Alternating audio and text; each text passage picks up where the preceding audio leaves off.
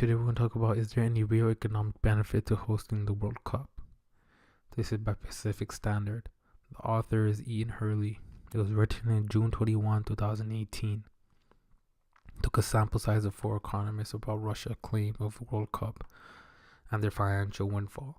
They were all skeptical. This is pretty cool because he took samples of 4 economists. I like this picture. It's pretty cool. Probably a lot of people, a lot of businessmen, a lot of politicians, a lot of successful people attending this one mega event in Russia. It's gonna be pretty cool. Back in April, Russia, the host country for the year's World Cup, claimed that the tournament would generate almost 31 billion GDP for the next 10 years. That's a big statement, and the time limit is 10 years. So it says the Pacific Standard reached out to a group of sports economists to discuss the real value of the World Cup to the host country and how the Russian government arrived at its lofty economic estimates. So now they're being skeptical about are they actually really going to generate 31 billion? And there's the first economist, John L. Solo, like the Robert Solo model, economic professor. Generally speaking, economists do not believe there is much lasting positive economic impact of hosting mega events in total. Although there are winners and losers, I like this. This is a result of 2 responses to the event, often overlooked. So he's using 2 economic definitions, and that's one is substitution and crowding out. Substitution is the idea that people who spend their entertainment dollars at the event would have to spend those entertainment dollars elsewhere. And so while the restaurants and hotels around the event may do better businesses, this comes at the expense of other restaurants and hotels.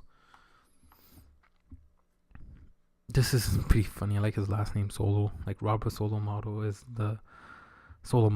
basically a long run theory to increase production. And there's 3 factors: knowledge, forgot what the three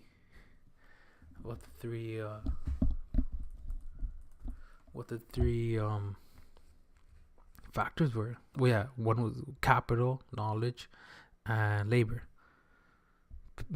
It's pretty cool because he's John L. Solo is talking about the Robert Solo model in this summary. The second is John Vrooman. He's a sports economics professor.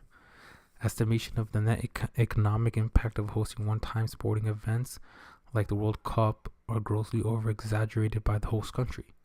So he's talking, this is not the first time he's seen this. This has happened before, where the government is optimistic about how much money FIFA is going to be generating.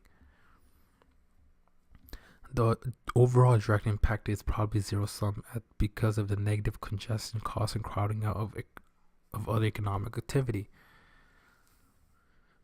He talks about the multiplier effect for the World Cup are clearly self-promotion schemes designed to justify something for nothing, state subsidy of the private business of professional football. So he talks about multiplier effect, how 2 inputs change the production function or the outcome. Victor A. Madsen, economic and accounting professor. The World Cup does boost the tourism. However, the boost is not necessarily very large. What do you mean by very large? What's the sample size? What is large? In South Africa in 2010, the total increase of international visitors tourism was only about 200,000 during the World Cup. Even under very optimistic visitor spending estimates, you might be talking about $1 billion in addition tourism revenues. So he's talking about 200,000 people visiting the World Cup, and the funny thing is that 200,000 people arriving there don't really just spend on tickets. They spend on hotels, entertainment, buying gear, buying a lot of stuff and helping boosting the country.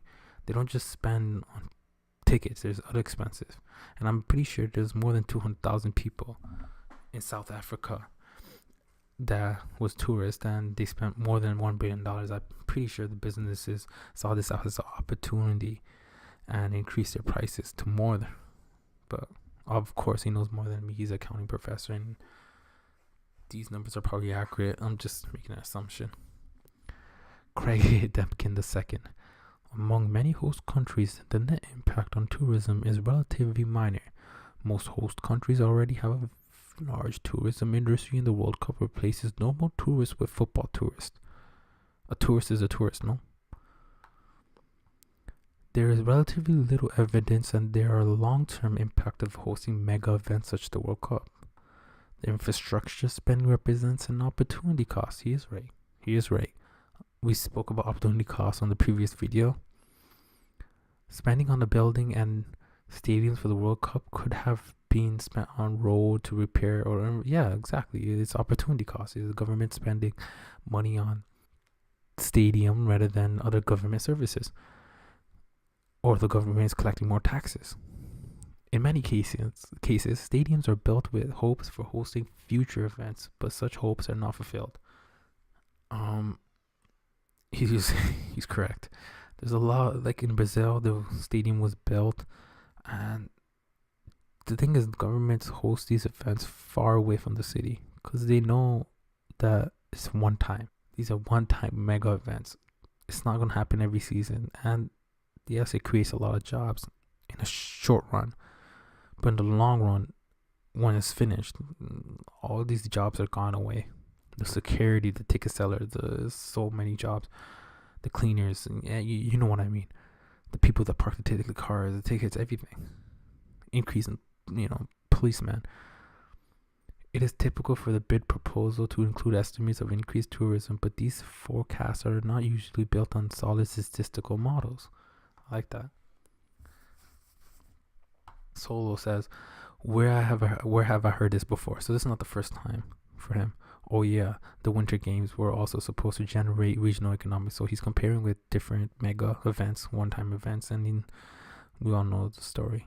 Why do governments make these claims? I'm assuming that they're politicians, and politicians are not only politicians but humans and are optimistic, and they should be, and we are.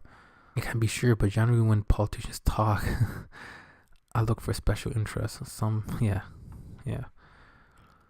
Anyways, I want to read it.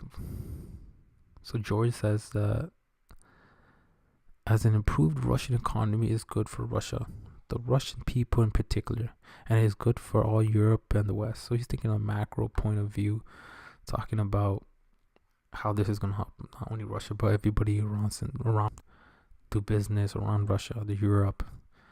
It's a pretty cool way to look at it. I mean, overall, you have this one game. Everybody likes sports.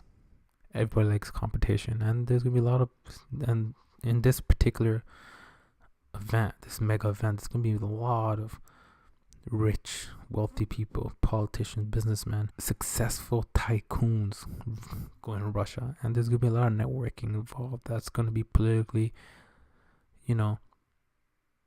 advantaged for the Russian government.